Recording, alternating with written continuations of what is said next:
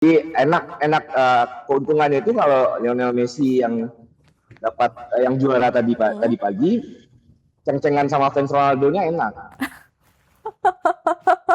Nah, kalau Portugal, karena kebetulan Portugal, karena kebetulan Spanyol yang juara, ceng-cengan sama ormas Fansnya putihnya Ronaldo. enak.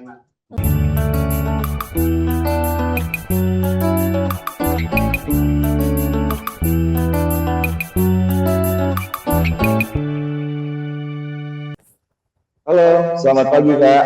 Selamat pagi. Ini Halo, suara saya kedengeran? Kedengeran banget Bang Kedengeran Raffi. banget. Oke, mantap. Bang Raffi, kalau semalam kan tadi pagi pertandingan antara Spanyol sama Argentina. Dukung siapa, Bang? Kalau sebagai diri pribadi, karena saya fans Barcelona, jadi sebenarnya siapapun yang menang bebas sih. Wah, kok bebas? Tapi kan banyak Karena satunya legend Barcelona, satu lagi baru Nah, pemain-pemainnya karena gini, Barcelona. karena Tapi kan Barcelona Lionel di Messi itu, Spanyol. karena yang pertama itu kalau di Argentina itu ada Messi sebagai legendnya Barcelona. Terus yang kedua, di Spanyol ada 8 pemain yang berasal dari Barcelona. Yang dimana di Argentina ada legendanya, di Spanyol ada penerusnya gitu. Makanya kalau Jadi kita sebenarnya lihat, Gimana, Bang? Jadi sebenarnya siapapun yang menang, ya saya bakal selebrasi aja sih. Iya. makanya kalau kita lihat semalam juga tuh kayak tadi pagi Messi pun juga kayak ya legowo aja gitu kalah, malah meluk Lamine Yamal, meluk pemain-pemain Barcelona lainnya ya Bang ya, kelihatannya gitu ya. Iya, nggak ngomong-ngomong embek kan dia. Betul. Nah Bang Raffi, kalau lihat laga kemarin Tadi subuh ya? pagi ya, tadi subuh nih, itu menurut Bang Raffi Spanyol keluar sebagai juara ini sebagai kejutan atau memang Udah sebenarnya ketebak ya? udah ketebak sih Spanyol kayak yang bakal juara, mengingat performanya oke banget di Iya, sepanjang sama Piala Dunia Piala Dunia. 2026. Oke, kalau sebenarnya kalau kita lihat dari awal, kemungkinan permainan ini bakal berimbang ya. Tapi saya pribadi pun udah nebak dari awal kalau emang Argentina mainnya direct dari belakang ke tengah dan ke depan, itu pasti bakal kekurung sama Spanyol. Karena seperti yang kita ketahui, Spanyol itu adalah produk-produk gelandang-gelandang terbaik ada di situ semua. Jadi ibaratnya gelandang-gelandang Argentina itu tadi pagi itu benar-benar dikepung sama gelandang-gelandangnya Spanyol. Dan terbukti 90 menit no shoot on target atau no shoot dari Argentina ke gawangnya Spanyol. Dan semua bola itu terhenti di tengah. Iya. Dan itulah kenapa Messi pun jarang dapat bola. Iya sih. Dan dari segi permainan pun Spanyol sangat-sangat layak untuk juara. Menurut Bang Raffi, pola permainan Spanyol semalam emang pragmatis atau memang lebih defensif selama 90 menit? Mereka tuh lebih agresif kalau aku lihat-lihat ya, kayak mereka tuh bener-bener main pressing. Bahkan udah extra time pun, udah 2 kali 15 menit pun, pemain-pemain mereka itu nggak ada yang capek untuk nge-press pemain-pemain Argentina. Dan itu sangat-sangat terbukti dari semalam. Gimana? Iya, lanjut Bang Raffi. Nah itu, makanya kalau kita lihat semalam, biasanya kita bisa ngelihat Messi dribbling sana sini, ini nggak bisa karena bolanya keputus di tengah, bolanya itu nggak sampai ke Messi. Betul. Dan pemain-pemain Spanyol pun transisi positif ke negatifnya itu benar-benar bagus, dari mereka cara nyerang, terus mereka lagi diserang pun mereka transisi untuk bertahan itu sangat bagus, rapih. Nah, Bang Raffi nih kalau ngelihat penampilan dari timnas Spanyol sendiri, siapa aja sih yang bisa dibilang jadi pemain yang berperan paling besar nih kalau bisa nyebut 3 nama nih selain Pedri mungkin yang cetak gol nih, ada nama-nama lain nggak menurut Bang Raffi nih? Kalau menurutku salah satu pemain yang jarang banget disebut sama orang itu Pau Kubarsi. Itu pemain muda yang sebenarnya kalau ibaratnya itu dia Lamine Yamal versi pemain belakangnya. Karena terbukti kan dengan dia meraih pemain muda terbaik. Dan kalau kita emang nonton Spanyol dari awal Piala Dunia sampai ke final, kita bisa lihat sendiri gimana solidnya Pau Kubarsi di belakang. Umurnya baru 19 tahun. Yang kedua mungkin ada Rodri.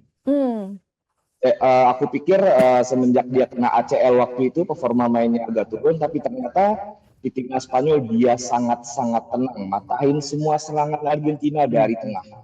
dan itu benar-benar kelihatan semalam. Dan mungkin satu lagi yang bikin Spanyol kocar-kacir ya masih dengan dribblingnya Lamine Yamal sih, nggak bisa dipungkiri juga meskipun dia nggak cetak gol, dia nggak cetak assist semalam, tapi seenggaknya ketika bola ada di Lamine Yamal, beberapa teman-temannya itu nggak ada penjagaan karena udah fokus ke Yamal. Nah, kalau menurut aku sih begitu, Pak.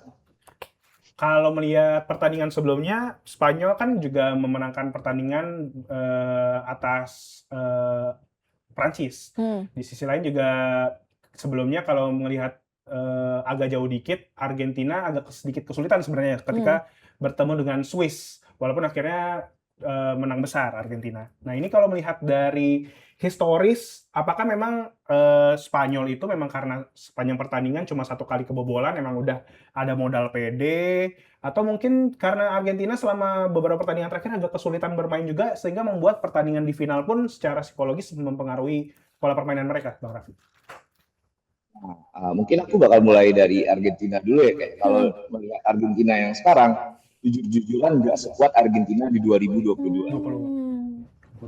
Ya, sebenarnya kelihatan banget di Piala Dunia sekarang Argentina itu masih Messi sentris banget.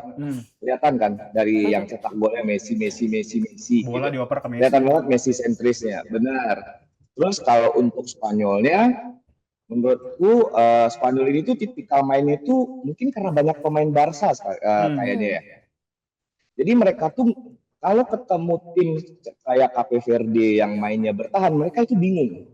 Tapi kalau ketemu tim yang mainnya terbuka, open play kayak Prancis, itu makanan buat mereka. Dan terbukti.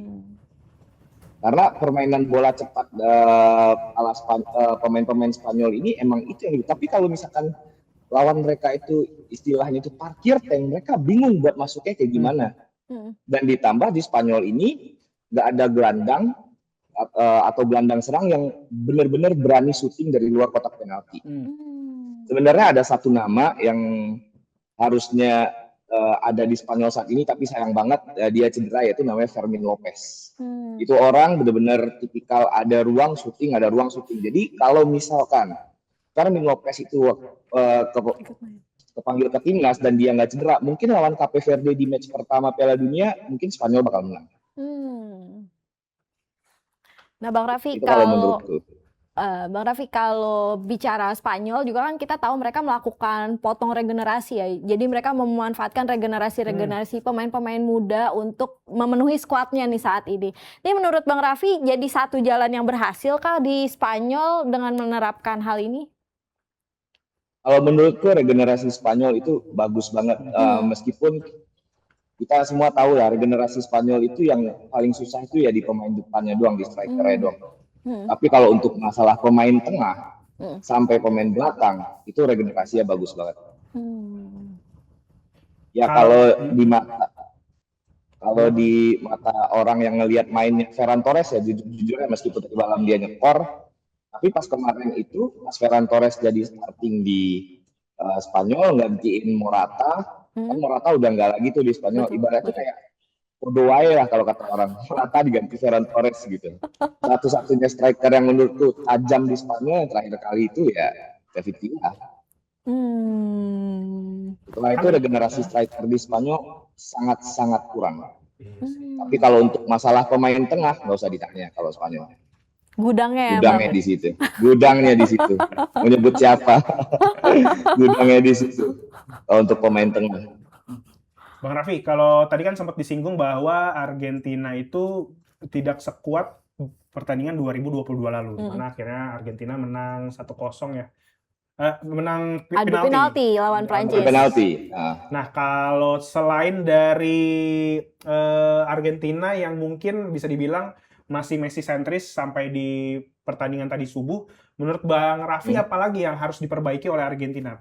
Faktor penyebab Argentina akhirnya dikalahkan oleh Spanyol tadi pagi.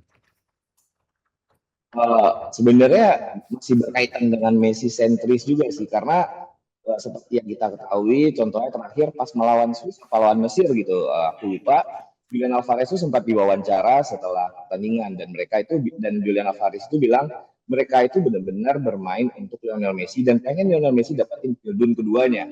Karena mungkin terfokus lebih kayak nyenengin Messi, chemistry antara pemain satu dan pemain lain itu mungkin agak kurang.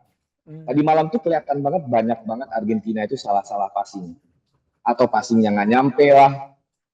Jadi balik lagi masih ada kaitannya dengan Messi sentris ini.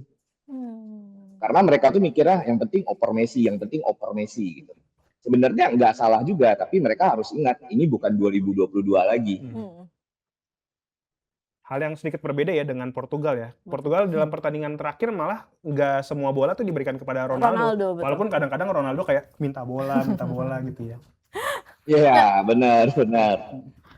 Nah, Bang Raffi nih ngomongin Messi Ronaldo, ini kan kalau kemarin setelah Ronaldo tersingkir dari Piala Dunia 2026 ada statement kalau ini jadi Piala Dunia terakhir ya. Tapi kemudian berembus rumor katanya masih akan main di 2030 mengingat Portugal juga jadi salah satu tuan rumahnya Piala Dunia ya di 2030. Nah, ini kalau untuk Messi sendiri nih, Bang Raffi ngeliatnya apakah ini beneran akan jadi Piala Dunia terakhir Messi atau masih ada kemungkinan di 2030 Messi akan bermain lagi, Bang Raffi? Apalagi terpaut umur 2-3 tahun ya Messi dari sama Ronaldo, betul. Kalau menurut aku pribadi, mungkin Lionel Messi nggak bakal main lagi di 2030. Ngelihat dia itu ibaratnya udah namatin sepak bola lah. Dan bahkan sebelum final ini dia itu juga sempat diwawancara kalau dia itu bilang kalau dia itu udah namatin di 2022. Tapi kalau untuk Copa America mungkin masih bisa main. Tapi balik lagi ke Messi-nya, apakah dia mau main atau enggak. Gitu. Karena kan tipikal Messi itu tipikal pemain yang mau ngasih jam terbang buat pemain-pemain muda.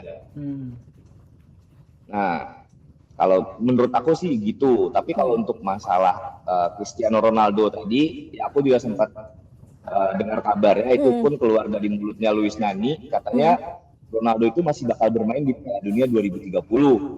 Kan?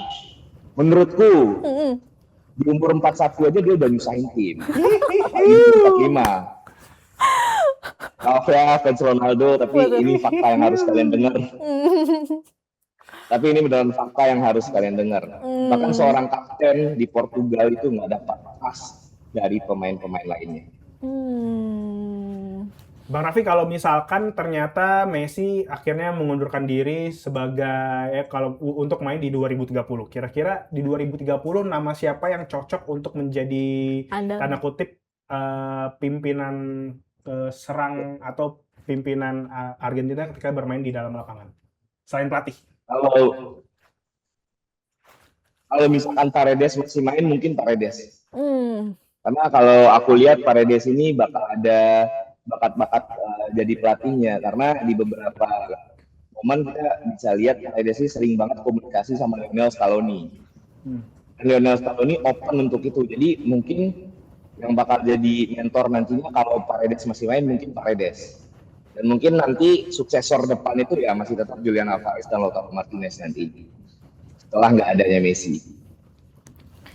Bang Raffi, ini kita juga kalau bicara soal sepak bola, nama Ronaldo, Messi ini selalu jadi pemain terbaik sepanjang sejarah sejauh ini ya dari beberapa tahun belakangan ini. Tapi mengingat usia mereka juga nggak muda lagi, terus mereka udah diambang pensiun.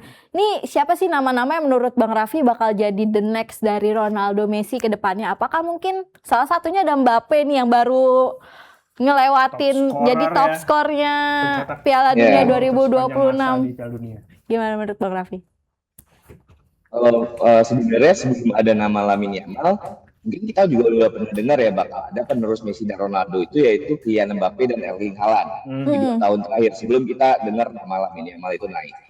Tapi menurutku sekarang kalau untuk penerus Cristiano Ronaldo dan Lionel Messi itu mungkin dalam 100 tahun ke depan kita nggak bakal bisa nemuin ya. Belum tentu kita bisa bakal nemuin. Karena menurutku gini, Ronaldo dan Lionel Messi itu dia bisa mendominasi sepak bola kurang lebih 15 tahun. Betul. Konsisten. Betul. Nah pertanyaannya adalah, apakah pemain-pemain muda sekarang bisa konsisten seperti mereka? Ya mungkin kalau pemain-pemain muda, kalau yang kita lihat, itu udah banyak banget yang baru naik, tiba-tiba turun, naik, tiba-tiba turun, itu udah banyak banget. Dan kalau misalkan boleh sebut nama tuh ada nama Bojan Krikic yang katanya Messi kaki kanan dulu. Kalau kita lihat gaya mainnya, wah itu benar-benar kayak Messi tapi versi kaki kanan. Tapi apa tiba-tiba redup. Ansu Fati the next Messi, udah sekarang dijual murah ke AS Monaco. Betul. Nah, jadi kalau ditanya ke aku, menurutku buat pengganti Ronaldo dan Lionel Messi, mungkin dalam 100 tahun ke depan agak susah nemuinya. Tapi kalau seorang Lamine Yamal dan Kylian Mbappe bisa konsisten, mungkin mereka bisa. Tapi dengan catatan mereka berdua bisa konsisten. Kalau Erling Haaland gimana Bang Raffi? Kan dia juga jadi salah satu bintang yang paling disorot nih di Piala Dunia 2026 Sekarang ya. banyak cewek-cewek yang suka banget sama Haaland Betul. lagi. Aduh. Demam iya, Haaland. benar. Kalau menurutku Haaland itu bakal jadi pembeda buat mereka berdua. Karena menurutku Haaland masih di zona nyaman di Manchester City gitu. Tapi terima atau enggak, para fansnya Haaland, sorry banget, kadang Haaland itu di match-match besar itu sering nggak kelihatan. Tapi kalau masalah insting golnya dia, Haaland itu tipikal striker yang benar-benar target man. Bukan tipikal striker yang berani jemput bola kayak Luis Suarez, bisa passing kayak Harry Kane, bukan begitu. Haaland tipikal target man. Kalau misalkan di timnya dia itu nggak ada gelandang kreatif atau sayap yang punya crossing bagus, dia susah. Ini menurut kacamataku. Nah, mungkin Haaland ini kalau misalkan disamain mirip Ibrahimovic nantinya. Oke. Dia jago, tapi dia nggak bakal bisa ngejar Ngejemput bola ya. prestasinya Lionel Messi dan Cristiano Ronaldo. Ya kayak begitulah. Tapi kalau ditanya jago. Monster, betul. Iya. Geruduk ya. Betul. Badannya gede banget. Badannya besar banget. Ya kan kata orang-orang, lo bayangin jam 2 malam dikejar Haaland. Saking seremnya. Bayangin nangkep maling, lagi ngejar maling tapi malingnya Erling Haaland. Waduh. Polisi juga. Ya, udahlah. Lepasin aja deh, Cuma TV, Bang. Udah selesai kekeluargaan. Bang Raffi, ini kalau ngelihat dari ngomongin kacamata pemain-pemain yang mungkin mendekati masa pensiun. Kalau ngelihat ke Ronaldo mendekati masa pensiun, beliau ini dipanggil untuk masuk ke Liga Arab. Karena memang banyak yang bilang Liga Arab ini secara finansial menjanjikan lah. Nah, di sisi lain Messi juga kan umur juga sudah mulai menurun, performa menurun. Kalau kemungkinan melihat langkah kaki yang sama, apakah ada kemungkinan juga Messi secara mengejutkan tahun depan tiba-tiba ada di Liga Arab? Kalau menurut aku pribadi, kayaknya enggak. Karena sebelum Lionel Messi ke Inter Miami, dia juga ditawar oleh Al Hilal. Tapi dikarenakan keluarganya lebih suka dengan iklimnya di Amerika, apalagi di Miami, jadi dia lebih mentingin keluarganya. Tapi bukan berarti nggak mungkin Lionel Messi bakal terharap dengan catatan anak istrinya juga setuju. Bahkan tawaran dari Al Hilal itu ya jauh melebihi tawaran di Inter Miami. Kita tahu sendiri lah klub-klub Arab kayaknya kayak gimana gitu. Nah Bang Raffi, kalau peluang keduanya balik ke Eropa nih, ada nggak Bang Raffi? Apalagi kan banyak banget nih fans yang berharap bisa ngelihat keduanya lagi sama-sama main di Barcelona dan Real Madrid, ketemu lagi, ada laga seru lagi yang disajikan sebelum keduanya akhirnya pensiun ya, nggak bermain sepak bola lagi Bang Raffi. Kalau menurut aku pribadi, mungkin Lionel Messi bakal balik ke Barcelona, tapi bukan sebagai pemain lagi. Oh, sebagai apa tuh Bang? Bisa jadi dia sebagai salah satu staff di situ, atau undangan sebagai legend pembuka peresmian Camp Nou atau apapun itu. Sebenarnya kesempatan buat melihat Messi di Camp Nou itu sebenarnya harusnya awal tahun kemarin udah terrealisasi. Karena kan Liga Amerika libur sekitar 6 bulan sebelum Piala Dunia. Yang katanya itu Messi bisa dipinjemin. Tapi, nah itu udah banyak harapan tuh dari para fans Barcelona, termasuk aku sendiri ya, yang sampai sekarang masih belum move on nih dengan Messi yang ninggalin Barcelona gitu. Ditambah dia habis datang ke Camp Nou diam-diam segala macam, itu tuh benar-benar kayak bikin satu harapan gitu. Tapi sepertinya udah enggak lagi. Nggak bakal. Kalau sebagai pemain kecil kemungkinan, tapi bukan berarti nggak mungkin, tapi sangat-sangat kecil. Kalau Ronaldo gimana Bang? Kalau untuk Cristiano Ronaldo balik ke Real Madrid as a pemain, nggak mungkin. Nggak mungkin. Kenapa tuh Bang? Nggak bakal mungkin. Yang pertama, Real Madrid itu kita harus akui mereka klub yang bagus manajemen keuangannya. Dan mereka itu punya tim yang namanya Los Galacticos. yang dimana setiap generasi selalu ada Los Galacticos ya. Dan dia nggak mungkin bakal ngambil Ronaldo lagi untuk balik ke tim yang sekarang. Karena tim yang sekarang udah kebentuk Los Galacticos ya. Dengan Ronaldo yang umurnya udah tua juga agak susah. Dan bahkan ketika Ronaldo pergi dari Real Madrid pun, dia seperti nggak dianggap seperti legenda. Dia bisa lihat videonya dia perpisahan segala macam, nggak yang bener-bener dilepas gitu. Jadi ya as a bisnis. Cuman perkara gaji dia nggak mau dinaikin sama presiden Real Madrid kala itu. Jadi kalau mau nganggap Ronaldo bisa balik lagi sebagai pemain, aku berani jamin itu mustahil. Gak bakal Real Madrid mau melakukan itu. Mungkin ini terakhir nih Bang Raffi. Ini kan setelah selesainya Piala Dunia 2026 ini, kemungkinan Messi tidak akan bermain lagi di 2030. Walaupun ada kabar berhembus katanya 2030 Ronaldo masih main lagi. Tapi kan dua bintang ini kemungkinan performanya kalaupun main lagi udah nggak segacor sekarang ataupun di edisi sebelumnya. Tadi sempat tersinggung the next star dari sepak bola dunia adalah ada 3 nama tadi disebut, ada Lamine Yamal, Mbappe, dan juga Haaland. Nah kalau melihat menerawang untuk 2030, nih 3 negara ini apakah nantinya juga akan bertemu di perempat final atau mungkin secara mengejutkan akan muncul nama bintang baru yang mungkin tiba-tiba akan bikin kaget di 2030, Bang? Sebelumnya aku aku minta maaf dulu, sebenarnya untuk 3 negara ini di tahun ini aja aku udah prediksi 3 negara itu bakal masuk semifinal. Dan itu ada di kontenku. Termasuk Portugal salah satunya. Tapi ketika aku nyebut Portugal di kontenku, aku kasih tanda kutip dengan catatan gak ada yang egois. Jadi aku sebelum Pildun, beberapa hari sebelum Pildun, aku bikin konten kayak gue nggak bisa prediksi final gitu, tapi gue bisa prediksi 4 negara yang bakal masuk semifinal dan 1 negara yang jadi kuda hitam. Jadi aku prediksi masuk semifinal itu adalah Spanyol, Argentina, Prancis, dan Portugal. Ketika aku nyebut Portugal, aku bilang dengan catatan di Portugal nggak ada keegoisan. Dan tim kuda hitamnya itu adalah Norwegia. Dan dari 4 negara yang aku sebutin buat masuk semifinal, 3-nya masuk. Dan yang satunya yang egois itu benar-benar tersingkir. Aku masih ada jejak digital di konten itu masih ada. Nanti kita cek ya. Betul. Di potongan ini nanti kita masukin juga potongan dari Bang Raffi.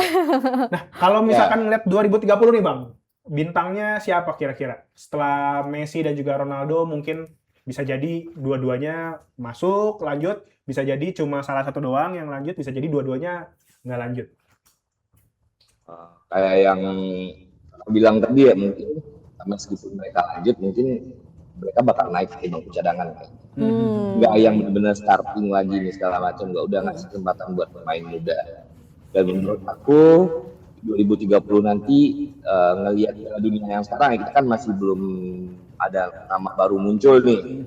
So far kan masih Lamine Yamal, Kylian Mbappe, Erling Haaland, Julian Alvarez. Ya paling menurutku bakal ada tambahan itu ya mungkin Anthony Gordon. Anthony Gordon. Kenapa aku bisa bilang Anthony Gordon? Karena di sepak bola sekarang tuh aku lihat kayak PSG itu pakai skemanya itu pressing. Dan Gordon punya itu. Dengan cara permainan kayak gitu, ditambah dia sekarang di Barcelona dilatih sama Hansi Flick yang emang mainnya pressing, bukan nggak mungkin Gordon bakal bisa bersaing dengan 3 pemain tadi. Mungkin dia bakal masuk salah satunya. Tapi kita nggak ada yang tahu. Betul. Tapi ini dari kacamata aku aja. Tambah ngelihat performa Gordon yang lumayan oke di Pildun ini. Bisa jadi juga kayak prediksi yang kayak kemarin. Betul. 4 negara masuk semifinal, bener. Bisa jadi prediksi ini juga bener. Betul, karena ternyata prediksinya akurat ya dari Bang Raffi ya, gitu. Tapi kalau nanya nih Bang, semalam tadi pagi deh, malamnya udah memperkirakan nggak? Kayaknya ini Spanyol deh yang menang tahun ini. Kayaknya ini tahunnya Spanyol deh. Atau kalau memang ada legenda Barcelona di Argentina. Jadi siapa aja deh.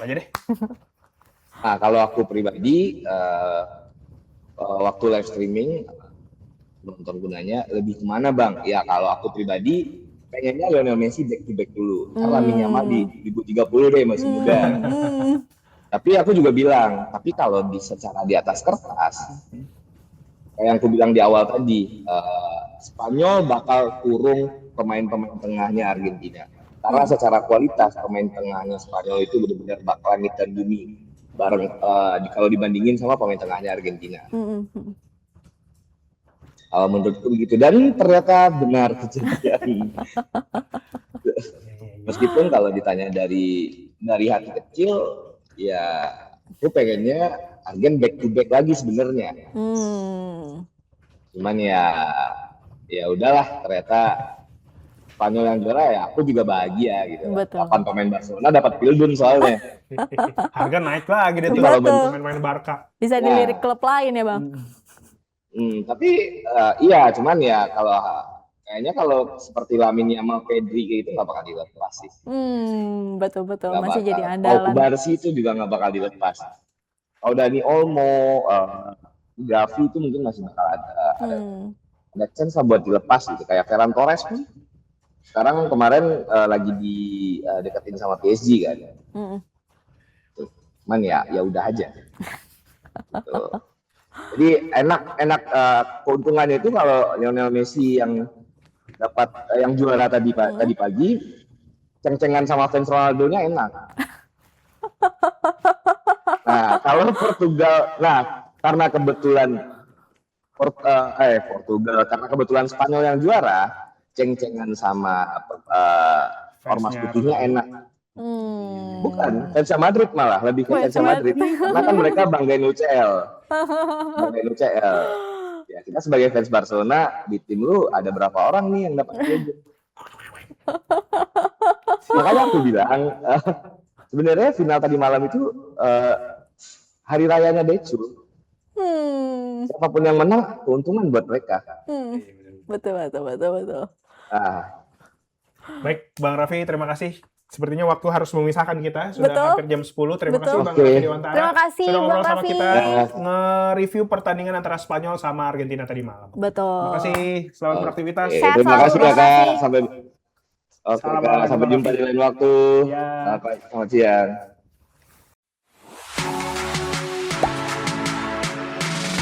Gak sempet baca? Dengerin aja, klik icon text to speech di okezone.com.